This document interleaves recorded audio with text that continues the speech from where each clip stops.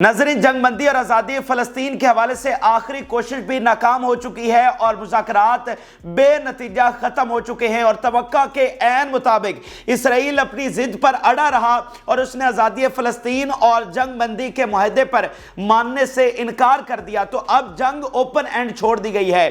अब बात इलाकाई जंग की तरफ जा चुकी है। अब बात ग्रेटर इसराइल की तरफ या फिर एक मुकम्मल फ़लस्तीनी रियासत की तरफ जा चुकी है। वो जो टू स्टेट फार्मूला था वो रिजेक्ट कर दिया गया है दोनों इतराफ से। अब बात जो है वो मैदान अमल में तय होगी। हम आपको बता रहे थे कि एक आखिरी कोशिश थी, तो ये आखिरी कोशिश अब नाकाम हो चुकी है और इस पर अब अरबों की जानिब से भी हाथ खड़े कर दिए गए हैं अमेरिका के सामने। उन्होंने कहा कि अब हमारे लिए मामलात को कंट्रोल करना नामुमकिन हो चुका है। हमने 5 महीने जो इंटरनल प्रेशर है, जो अवाम का प्रेशर है, उसको कंट्रोल किया, लेकिन अब हमारे लिए मामलात संभालना नामुमकिन हो चुका है। तो अब हम अपना रास्ता इख्तियार करेंगे। तो अब नाज़रीन, बहुत एक अफसोसनाक सूरत हाल मिडल ईस्ट में पैदा हो गई है। अब ताज़ा तरीन हक़ाइक़ क्या हैं? सेक्रेटरी ब्लिंकन जो हैं वो इस वक्त मिडल ईस्ट से वापस रवाना हो चुके हैं। तो अब आगे क्या होने जा रहा है, ताज़ा तरीन तफसीलात क्या हैं, तमाम जो हक़ाइक़ हैं वो आपके सामने रखने की कोशिश करेंगे। जिन लोगों ने चैनल को सब्सक्राइब नहीं किया उनसे रिक्वेस्ट है कि चैनल को ज़रूर सब्सक्राइब कर लें ताकि हर आने वाली वीडियो आप तक पहुंच सके। नज़ीर, सबसे पहले हम ब्लिंकन के विजिट के हवाले से बात कर लेते हैं।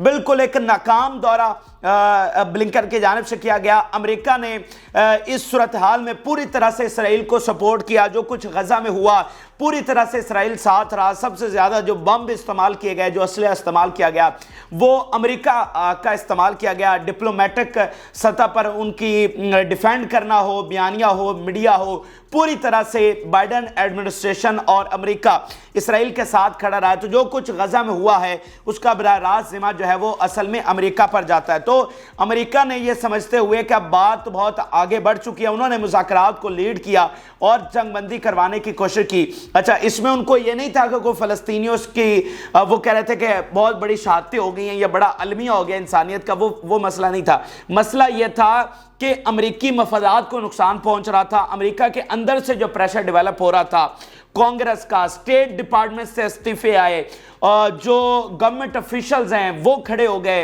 अनप्रेसिडेंटेडली जो अमेरिकन हैं वो फ़लस्तीन के हक में खड़े हो गए। तो उसके सामने अमेरिका खड़ा नहीं हो सकता था। तो बाइडन के लिए मामलात को संभालना आसान नहीं था, इसलिए मुज़ाकरात इनिशिएट किए गए। लेकिन अब वो कई दिनों की डिस्कशंस के बाद मुआहदा लिखा गया, तहरीर हुआ, फिर सारे फ्रीकैन को भेजा गया, हमास ने रिएक्शन दिया, लेकिन अब वो फाइनली रिजेक्ट कर दिया गया है। मुज़ाकरात नाकाम हो गए हैं। सेक्रेटरी ब्लिंकन वापस लौट गए हैं और उनके दौरे पर बहुत ज़्यादा क्रिटिसिज्म किया जा रहा है। अमेरिकी मीडिया उनको आड़े हाथों ले रहा है। ये मैं आपके सामने कुछ स्टेटमेंट रखना चाह रहा हूँ। Blinken gets virtual slab in face from Israeli prime minister Benjamin Netanyahu who said war should be continue until Israel is completely victorious. Virtual slab का लफ्ज जो है वो खुद अमेरिकी मीडिया की जानिब से इस्तेमाल किया जा रहा है। इसके अलावा आप देखिए, Blinken ends latest middle east trip after Israel's rejection of proposed Gaza ceasefire plan. Blinken's make or break tour of the Middle East. अब ये वही बात है ना कि make or break, या तो सूरत हाल यहाँ से बिगड़ जानी थी या फिर सूरत हाल को समेट लिया जाना था। ये वो आखिरी कोशिश थी जिसमें वो नाकाम रहा है। और खबरें ये आई हैं कि ब्लिंकन की जानिब से बहुत ज़्यादा प्रेशराइज करने की कोशिश की गई नेतन्याहू को, लेकिन इसराइल ने जंगबंदी करने से वाज़ेह तौर पर इनकार कर दिया और नेतन्याहू की जानिब से कहा गया कि eliminating Hamas and ensuring डिसआर्मामेंट in Gaza are to demands agreed upon by the majority of Israelites. फिर उसने कहा, Netanyahu informed Blinken that Israel can not and the war before eliminating the power of Hamas. अच्छा, ये पहले खबरें आप सुन लें कि पूरा जो मामला है वो क्या है, फिर मैं आपको बताऊंगा, एनालिसिस आपके सामने रखेंगे आगे होने क्या जा रहा है। और ये जो इसराइल अब ग्रेटर इसराइल बनाने की तरफ चला गया, अब इनके साथ होने क्या जा रही है ये भी मैं आपके सामने रखूंगा। अच्छा, ब्लिंकन ने उल्टा इसराइल को आंखें दिखाने के और बताने के कि भाई इसराइल ही फसाद की जड़ है, उन्होंने जाने से पहले जो प्रेस कॉन्फ्रेंस की उसमें एक बार फिर जो मुद्दा है वो हमास पर डाल दिया और कहा कि ये जो मुज़ाकरात में रुकावट है वो मज़ामती तहरीक है। मज़ामती तहरीक ने ڈس اپوائنٹنگ جواب دیا اور ان کی شرائط ایسی ہیں کہ جن کو مانا نہیں جا سکتا۔ ظاہر بات ہے امریکہ کی مجبوری ہے کہ وہ اسرائیل کو تو لیٹ ڈاؤن نہیں کر سکتا۔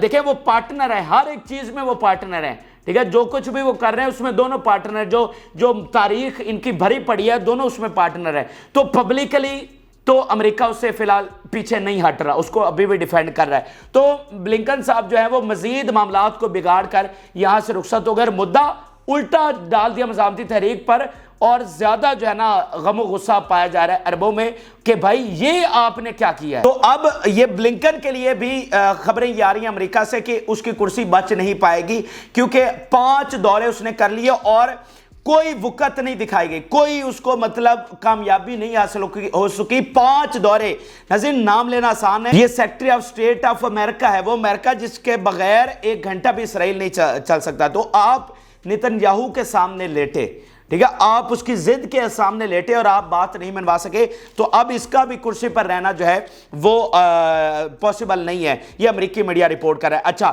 پھر یہاں پر ناظرین میں آپ کو بتا رہا ہوں کہ یہ ساری خبریں پہلے آپ سن لیں، پھر آگے صورتحال بھی آپ کو بتاتے ہیں۔ یہاں پر ایک اور ٹرک کھیلنے کی کوشش کی جا رہی ہے، جو مزاحمتی تحریک ہے نا ناظرین، یہ جس طرح سے میدان عمل میں لڑی ہے، یہ جو سفارتی محاذ ہے اور جو سیاست کا محاذ ہے، ہمیشہ یاد رکھیں جو سیاسی محاذ ہوتا ہے نا وہ بہت امپورٹنٹ ہوتا ہے۔ اور اگر ہم مسلمانوں کے پچھلے 500 سال اٹھا کر دیکھیں تو ہم نے جو اصل مار کھائی ہے نا ناظرین، وہ سیاسی محاذ پر کھائی ہے، کہ ہم نے بیانیے کے محاذ پر، سیاست کے محاذ پر ہم نے مار کھائی ہے۔ تو اس میں ایک بڑی فتح کی وجہ مزاحمتی تحریک کی سیاست بھی ہے، میدان جنگ کی فتح الگ ہے، لیکن جو زیرک انداز سے وہ معاملات کو سلجھا کر آگے چلا رہے ہیں وہ بڑی۔ اچھا اس میں ناظرین اسرائیل نے اور نتن یاہو نے ایک ٹرک کس طرح سے کھیلنے کی کوشش کی کہ نتن یاہو یہ ایکسپیکٹ کر رہا تھا کہ جو پیرس پرپوزل ہے، یعنی جو ڈیل لکھی گئی 2-3 پیجز کی، اس کو مزاحمتی تحریک ریجیکٹ کر دے گی۔ اس کی وجہ یہ تھی کہ اس ڈیل میں، اس معاہدے میں زیادہ جو فوکس تھا وہ پریزنر ڈیل کے اوپر تھا۔ اچھا ان کا یہ خیال تھا کہ یہ جو ہے وہ اس کو ریجیکٹ کر دیں گے، لیکن مزاحمتی تحریک نے کمال انداز کی حکمت عملی بناتے ہوئے اس پرپوزل کو ایکسیپٹ کر لیا اور اس میں 7 شرط رکھ دی کہ بھائی سیز فائر اور وڈرال آپ کر لیں اور یہ ساری چیزیں ہمیں منظور ہیں، ٹھیک ہے۔ انہوں نے مطلب بالکل ریزنیبل 7 شرط رکھ دی جس کو پوری دنیا کا موقف ہے، اس وقت ساری دنیا سیز فائر اور وڈرال کی بات کر رہی ہے۔ ایون جو قطر کے پرائم منسٹر ہیں ان کی ابھی جو بلنکن کے ساتھ اکٹھے انہوں نے پریس کانفرنس کی، انہوں نے کیا لفظ استعمال کیا آپ دیکھیں، یہ بڑی چیزیں میٹر کرتی ہیں ڈپلومیسی میں، ایک ایک ورڈ، ایک ایک لائن میٹر کرتی ہے، آپ کی باڈی لینگویج کے ساتھ آپ کس کی موجودگی میں یہ بات کرنے وہ میٹر کرتا ہے۔ قطر کے پرائم منسٹر نے پریس کانفرنس کرتے ہوئے سیکرٹری بلنکن کے ساتھ یہ کہا کہ حماس کا رسپانس پازیٹیو ہے، حماس کا رسپانس انہوں نے کہا پازیٹیو ہے، اور بار بار انہوں نے سیز فائر کا لفظ استعمال کیا بلنکن کی موجودگی میں۔ اچھا تو جب بلنکن اسرائیل پہنچا اور اس کی ملاقاتیں وغیرہ ہوئیں اور جانے لگا تو وہاں پر اس نے کہہ دیا کہ مزاحمتی تحریک کا جو رسپانس ہے وہ مایوس کن ہے۔ یہاں پر قطر میں آپ کہہ کر جا رہے ہیں کہ مطلب قطر کے پرائم منسٹر نے کہہ دیا تو آپ بھی ساتھ کھڑے ہیں نا، تو آپ نے اس پر ریجیکشن نہیں کی، تو ادھر جا کر آپ کہہ رہے ہیں کہ مایوس کن ہے۔ تو وہ مزاحمتی تحریک نے وہ ریزنیبل باتیں کی جو ساری دنیا کا موقف ہے، عربوں کا موقف ہے، مطلب بالکل صحیح والی اصولی باتیں انہوں نے کی۔ تو اس طرح اسرائیل پھنس گیا کہ بھائی یہ تو انہوں نے ایکسیپٹ کر لیا ہے، اب ہم کیا کریں؟ تو وہ تو مطلب وڈرال اور سیز فائر پر جو ہے وہ کسی صورت ان کو قابل قبول نہیں ہے، وہ تو جنگ بند کر ہی نہیں سکتے۔ تو اس طرح وہ پھنس گئے اور انہوں نے ریجیکٹ کر دیا، اور پھر یہ کوشش کی گئی امریکہ کے ذریعے کہ پریشرائز کیا جائے مزاحمتی تحریک کو کہ وہ جو ہے نا اس کم معاہدے پر مان جائے، ٹروس پر مان جائے اور کوئی اس سے ہٹ کر ڈیل پر مان جائے۔ یہ پریشرائز کرنے کی مزاحمتی تحریک کو باقاعدہ کوشش کی گئی ہے۔ سٹیٹمنٹ میں آپ کے سامنے رکھنا چاہ رہا ہوں، ایکزیوس یہ اس کو کوٹ کر رہا ہے، خبر شیئر کر رہا ہے کہ اسرائیل will tell the mediators that Hamas response is unacceptable but will ask them to pressure it to agree to a more reasonable framework، کہ بھائی ان کو باقاعدہ پریشرائز کرنے کی کوشش کی جائے گی اور دباؤ ڈالا جائے گا میڈیٹرز پر کہ امریکہ مزید دباؤ ڈالے، قطر دباؤ ڈالے، ٹھیک ہے۔ تو اس پر مزاحمتی تحریک نے کیا جواب دیا؟ انہوں نے کہا سوال ہی پیدا، انہوں نے کہا آپ مطلب کہ یہ کیسی فضول اور عجیب سی باتیں ہیں کہ ہم ملٹری پریشر میں یہ باتیں مانیں گے. ہم نے اگر ماننا ہوتا تو ہم غزہ کی جنگ میں مان جاتے, جتنا زور آپ نے وہاں پر لگایا. تو یہ ان کا سٹیٹمنٹ آپ دیکھیے, Hamas informed the mediators that military pressure will not lead to any change in its position including the attack on Rafah. کہ انہوں نے کہا جو مرضی کر لیں, ہماری جو پوزیشن ہے وہ بالکل بدلنے والی نہیں ہے اور یہ آپ کی بھول ہے. تو اس کا ناظرین فائدہ کیا ہوا ہے؟ فائدہ یہ ہوا ہے کہ بیانیے کی جنگ میں ایک بار پھر مزاحمتی تحریک فاتح ہو گئی ہے. بھائی مزاحمتی تحریک نے جو بات کی اس کو سارے عربوں نے انڈورس کیا, ساری دنیا نے انڈورس کیا, یورپ نے انڈورس کیا, یونائٹڈ نیشن نے انڈورس کیا, مطلب ایشیا کے سارے ملکوں نے اس کو انڈورس کیا ہے. بھائی بالکل یہ حقی اور سچی اور اصولی بات کر رہے ہیں کہ یہ سیز فائر کی بات کر رہے ہیں. اور اس وقت امریکہ کے علاوہ ساری دنیا, چاہے وہ یہ یو کے اور فرانس ہی کیوں نہ ہو, وہ سیز فائر کہہ چکا ہے.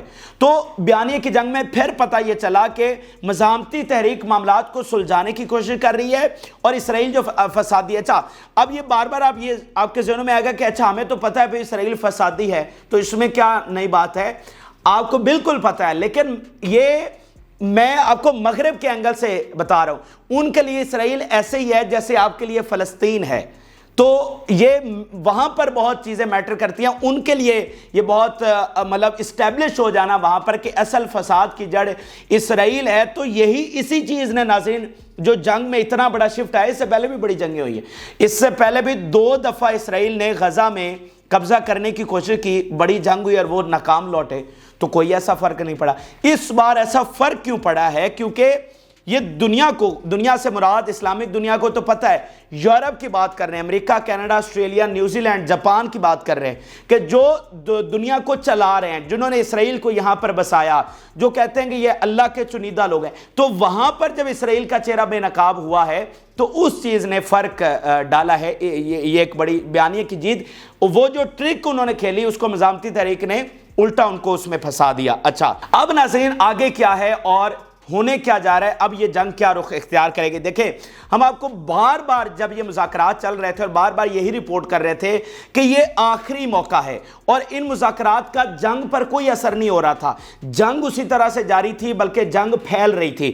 تو یہ آخری موقع تھا اور آپ کو یہ ہم نے بتایا تھا کہ جیسے اس نے پیچھے کہا میک اور بریک وزٹ فار بلنکن, کہ یہ اگر یہ مذاکرات ناکام ہو گئے اور بلنکن بغیر اناؤنسمنٹ کروائے مڈل ایسٹ سے روانہ ہو گیا تو پھر صورتحال بہت بگاڑ کی طرف چلی جائے گی.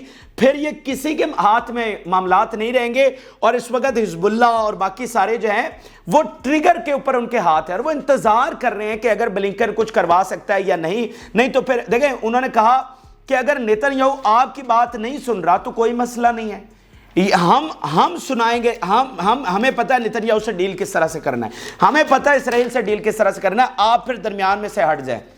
دیکھیں ابھی بھی بیروت میں کوشش کی جا رہی ہے, ایموس ہوچسن جو ہیں ٹاپ ڈپلومیٹ پہنچے ہوئے ہیں, یورپ ٹرائی کر رہا ہے, ادھر عربوں سے پوری ڈپلومیسی کی جا رہی ہے. تو انہوں نے کہا کہ اگر آپ کی نیتن یاہو بات نہیں سن رہا, جو 1 گھنٹہ آپ کے بغیر نہیں نکال سکتا, تو یہ ایک تو آپ کی منافقت ہو گئی. یہ مطلب سوال کیسے پیدا ہوتا ہے کہ آپ کی وہ بات نہیں سن رہا. اچھا ٹھیک ہے مان لیتے آپ کی بات نہیں سن رہا, آپ کی نہیں نا سن رہا ہے, آپ سائیڈ پہ ہونا ذرا, ہم سناتے ہیں, ہم ڈیل کر لیں گے نیتن یاہو, ہم نمٹ لیں گے. تو یہ اب بات وہاں پر چلی گئی ہے.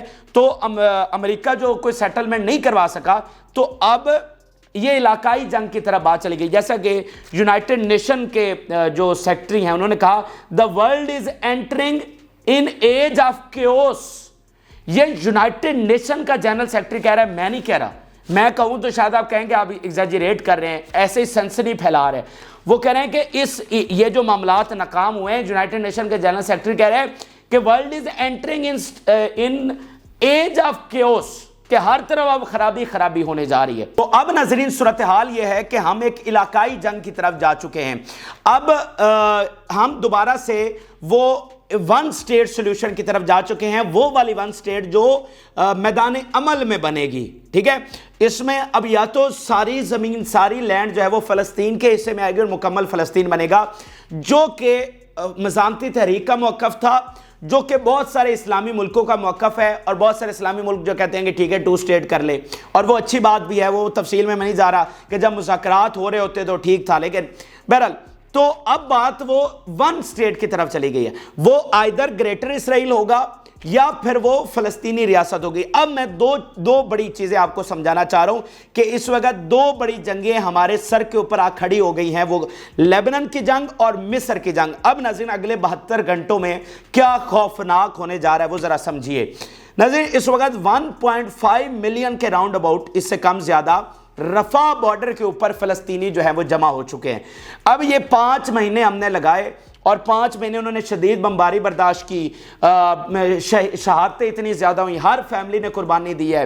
اس وقت 17,000 ایسے بچے ہیں جن کا کوئی رشتہ دار، مطلب کوئی ان کی فیملی میں سے بچا ہی نہیں ہے، مطلب نہ والدین نہ رشتہ دار نہ کوئی جاننے والا، وہ بالکل لاوارث ہیں، مطلب کوئی ان کا ساتھی بچا ہی نہیں۔ 17,000 وہ تعداد ہے، مطلب اس طرح کے حالات وہاں پر۔ اچھا پھر زندگی کی امید ساری ختم ہو گئی، ہسپتال، بیکریز، کھانے پینے کا سامان، وہ سولر پینل، وہ واٹر ٹینکر، سب ختم غزہ میں۔ اب وہ سارے لوگ دھکیلتے وہ آ چکے ہیں اس وقت ایجپٹ کے بارڈر کے اوپر، اب وہاں پر وہ بیٹھے ہوئے ہیں۔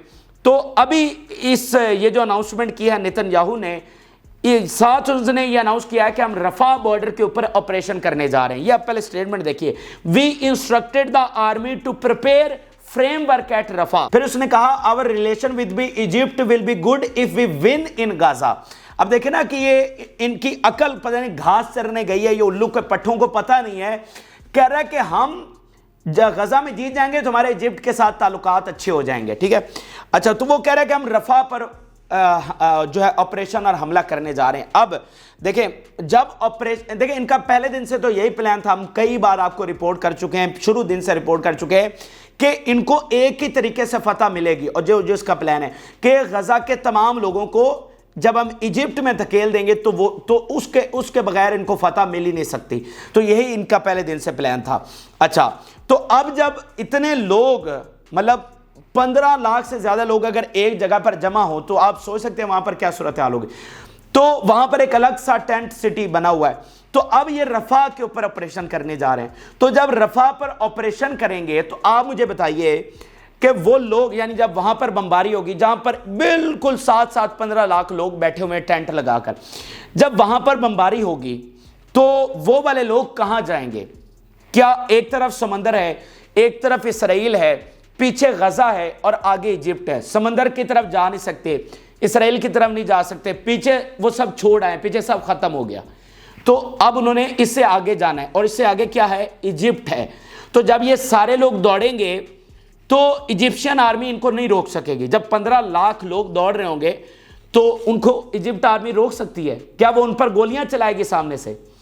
تو یا تو یہ ہے کہ یہ 15 کے 15 لاکھ وہیں پر شہید ہو جائیں گے، جب وہاں پر بم گریں گے اوپر سے تو یا تو یہ یہیں پر شہید ہو جائیں گے، یا پھر یہ ہے کہ یہ سارے ایجپٹ میں داخل ہو جائیں گے۔ اور ایجپٹ نے یہ کہا ہے کہ بھائی یہ ہماری ریڈ لائن ہے اور بغیر وارننگ کے ہم آپ پر حملہ کریں گے۔ اچھا جب یہ والی صورت، جب یہ آپریشن شروع ہو جائے گا رفح پر، تو یہ ایک ایسی صورتحال ہے جس پر کوئی کمپرومائز نہیں ہو سکتا۔ یعنی عرب چاہ کر بھی ہم ان پر ساری تنقید کر رہے ہیں، لیکن او بھائی آپ ایک بات کو یہ سمجھیں کہ عربوں کے عوام اس وقت باہر نکلے ہوئے ہیں، عربوں کی جو حکومتیں ان پر شدید پریشر ہے کہ بھائی وہاں غزہ میں کیا ہو رہا ہے اور تم یہاں پر کیا کر رہے ہو، تو بڑی مشکلات کے ساتھ انہوں نے مینج کیا ہوا تھا اپنے عوام کو۔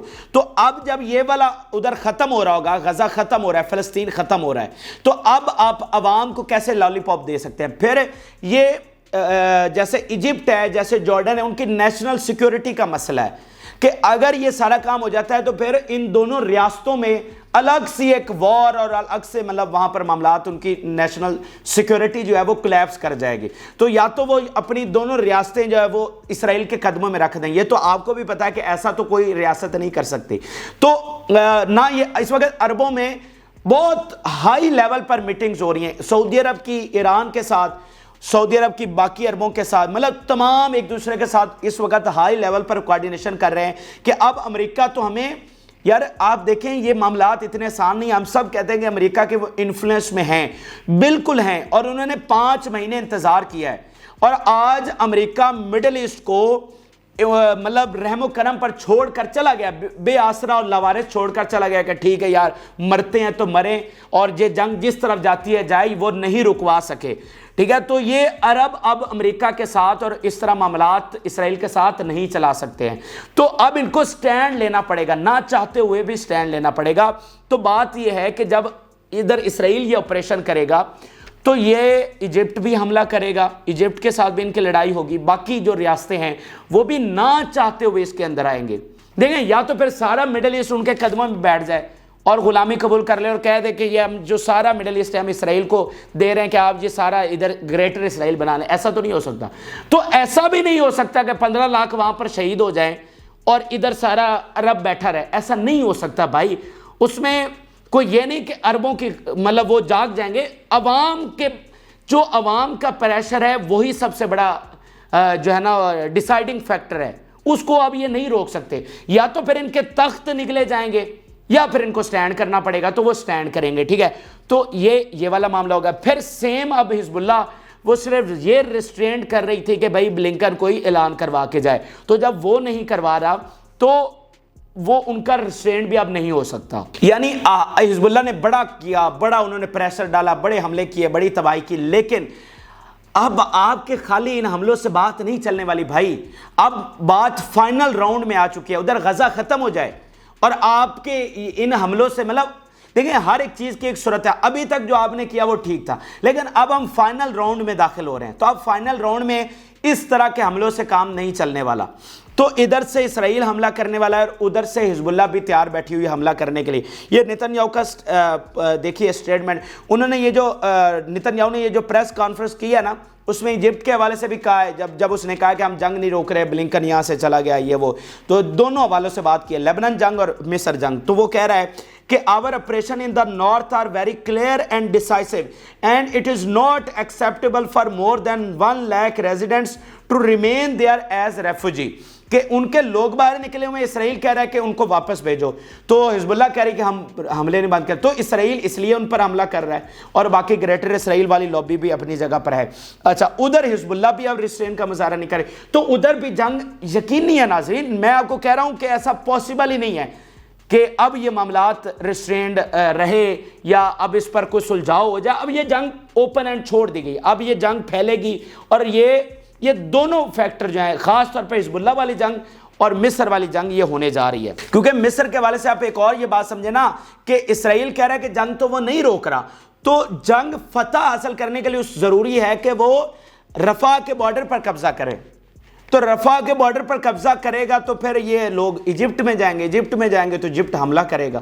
تو یہ ادھر اسرائیل ایک ایسا کام ہے جس سے وہ موڑ نہیں سکتا, اور ایجپٹ ایک ایسی چیز ہے جس پر وہ کمپرومائز نہیں کر سکتا, اور وہ دونوں ہونے جا رہی ہیں. تو یہاں پر کلیش ہمیں بالکل واضح طور پر نظر آ رہا ہے. یہ کب ہوتا ہے؟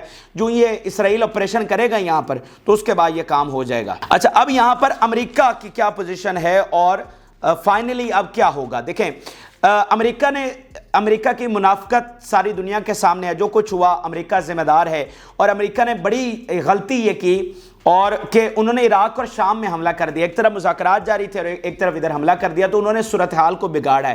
پھر میں آپ کو کئی بار اپڈیٹ کر چکا ہوں کہ یمن کے ساتھ بھی وہ جنگ کرنے کے لیے آ رہے ہیں. تو اس میں صرف فیصلہ اب یہ کرنا ہے کہ یمن کی جنگ تو وہ کر رہے ہیں, ٹھیک ہے. تو اب یہ جو اسرائیل والا معاملہ ہے جو کہ وہ گریٹر اسرائیل کے لیے بنانے کے لیے اب جا چکا ہے, تو سوال یہ ہے کہ کیا امریکہ گریٹر اسرائیل بنانے میں اس کا ساتھ دے گا؟ اور جبکہ ابھی انڈیکیشن یہ بھی آئی ہے کہ پرسوں بل ریجیکٹ ہوا ہے $17 بلین کا, اور آج جو سینٹ سے بیانات آئے ہیں کہ no more blank cheques for Netanyahu, کہ اب اس کو مزید امداد نہیں دینی ہے. تو اب امریکہ خود جو ہے وہ بہت مشکل ترین اور کمپلیکس ترین پوزیشن میں پھنسا ہوا ہے. یقین مانیے اس وقت امریکہ کو بھی نہیں پتا کہ اب وہ اس صورتحال سے کس طرح سے نکلے گا. دیکھیں, حل ایک ہی تھا کہ امریکہ سٹریٹ ٹاک کرتا نیتن یاہو سے, نیتن یاہو کو فارغ کرتا اگر وہ نہیں بات مان رہا تھا, نیا بندہ لاتا اور معاملات کو سلجھاتا. تو آپ نے اس پر سختی نہیں کی, یا سختی کی تو وہ آپ کی بات نہیں مان رہا. تو سوال یہ ہے کہ کیا اب گریٹر اسرائیل بنانے میں امریکہ اس کا ساتھ دے گا؟ اور گریٹر اسرائیل بنائے گا تو ظاہری بات ہے اب سامنے تو عرب بھی کھڑے ہوئے, تو ان سے بھی اس کا پھڈا ہونے جا رہا ہے. پھر جو اندر اس کے پریشر ہے, کیا وہ اس کو مینج کرتے ہوئے کیا غزہ کی جنگ میں مزید ساتھ دے سکتا ہے اسرائیل کا؟ تو صرف یہ امریکہ کی پوزیشن اب دیکھنی ہے کہ وہ اس میں آ رہا ہے یا نہیں. یعنی ایک چیز تو طے ہو گئی کہ ہم علاقائی جنگ میں جا رہے ہیں, تو دوسری چیز یہ طے ہونی ہے کہ امریکہ اب اس میں مکمل طور پر ان کے ساتھ کھڑا ہے یا نہیں. اور اگر امریکہ ساتھ کھڑا ہے تو سمجھ لیں کہ پھر ہم ایک عالمی جنگ میں جا رہے ہیں, اور اگر امریکہ نہیں ہے تو پھر ہم ایک بہت حد تک مطلب علاقائی جنگ تو ہو رہی ہے, ٹھیک ہے. مصر کی اور لیبنان کی یہ ساری جنگیں تو ہم بالکل ایج کے اوپر اس وقت کھڑے ہوئے ہیں. تو صورتحال کوئی اچھی نہیں ہے, اور امریکہ نے صورتحال کو بگاڑا. پہلے دن سے ان کو گرین لائٹ دے کر رکھی, پہلے دن سے کہا کہ ان کے لیے کوئی ریڈ لائن نہیں ہے, ان کو کسی کو جسٹیفیکیشن دینے کی ضرورت نہیں ہے. تو اب امریکہ خود دلدل میں پھنسا ہوا ہے. تو بات یہ ہے کہ اگر امریکہ فیصلہ کرتا ہے ان کے ساتھ جانے کا اور گریٹر اسرائیل بنانے کا, تو ایک عالمی جنگ چھڑے گی.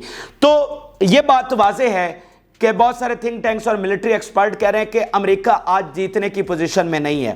تو پھر ناظرین ہوگا کیا کہ اب آپ کو آنے والے دنوں میں یہ ساری چیزیں کلیئر ہو جائیں گی. آج ایلون مسک جیسا بندہ کہہ رہا ہے کہ ہم تیسری عالمی جنگ کی طرف جا رہے ہیں, ٹرمپ کہہ رہا ہے, ادھر سے پیوٹن کہہ رہا ہے کہ ہم تیسری عالمی جنگ کی طرف جا رہے ہیں.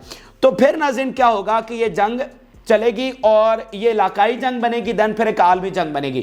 تو عالمی جنگ کے بعد پھر ایک نیا ورلڈ آرڈر آئے گا, اور اس نئے ورلڈ آرڈر میں نئی سرحدیں ہوں گی, نئی حد بندیاں ہوں گی. اس میں یا پھر دوبارہ سے امریکہ کا ڈنڈا چل جائے گا اور نئی 100 سالہ سلطنت اس کو دوبارہ سے مل جائے گی, یا پھر یہ ہوگا کہ جو ہے وہ فلسطین فاتح ہوگا, اسرائیل ختم ہو جائے گا, مشرق کو اقتدار منتقل ہو جائے گا. جیسے روایات میں بھی ملتا ہے کہ آخری وقت میں یاجوج ماجوج کو اقتدار منتقل کیا جائے گا, اور وہ رشیا اور چائنا اور ترکی وغیرہ اس میں آتے ہیں. تو اب یہ صورتحال بن گئی ہے اور اب معاملات اس کی طرف جا رہے ہیں. صرف فرق یہ ہے کہ امریکہ اب گریٹر اسرائیل میں آ رہا ہے یا نہیں آ رہا, وہ ہمیں دیکھنا ہے. لیکن اب ہم ایک علاقائی جنگ میں جا چکے ہیں, اور اس میں صرف میری آبزرویشن یہ ہے کہ یہ جنگ اسرائیل اور اس کے اتحادی نہیں جیت سکتے. آج دنیا کی ریالٹیز بدل چکی ہیں, آج معاملات مختلف ہیں. یہ ان کے لیے یہ جنگ نہیں جیت سکیں گے, اور یہ امریکہ کے لیے سب سے بڑی مس کیلکولیشن ہوگی. یہ عام ترین اور تازہ ترین حقائق ہیں جو کہ آپ کے ساتھ شیئر کی ہیں. آپ اپنی رائے ضرور آگاہ کریں. جن لوگوں نے چینل کو سبسکرائب نہیں کیا اسے ریکویسٹ ہے کہ چینل کو ضرور سبسکرائب کر لیں تاکہ ہر آنے والی ویڈیو آپ تک پہنچ سکے. اجازت, اللہ حافظ.